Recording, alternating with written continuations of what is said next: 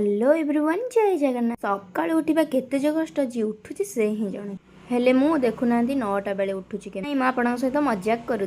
सकाळ 8टारे उठी एठी मु ब्रश करदेली आ ब्रश कर साला परे जेहेतु काली मोर ओसा थिला मुंड सांपो करथिली आज सेति पे टिके तेल लगे दउ।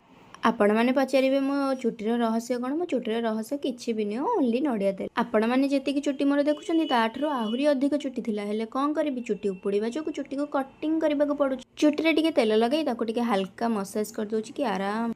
चुटी रे तेल लगेई साला परे चालिली मु एबे गाधेबा। एईटा तो ही नीतिदिनिया काम हमर गाधे पाधे मु एठी आसी गली छात ऊपर को लुगा सुकाया पे। आपण माने तो जानि छन्ती वर्षा हमकु जेतिके हैरान करूछि 5 मिनिट वर्षा होछि 5 मिनिट खरा होछि छात ऊपर को दौड़ी दौड़ी ना मु पूरा पतला हे गलानी। मत कपड़ा सब सुखै साला परे आसी गली मु मो मुहरे लेप दबा। आपण माने भाबुथिबे को मेकअप नाही मो टिके मॉइस्चराइज और हल्का सनस्क्रीन टिके मो सब दिन ही लग। एईटा ही मो नीतिदिनिया मेकअप आ अलगा किछि भी मो मुहरे यूज करे ना। मु तो बेले बेले बसिकी भाबे एते सारा जो मुहरे चूर्ण मारंती कि कौन पई आम मुह तो भगवान जेमिति देइछन्ती सेमिति।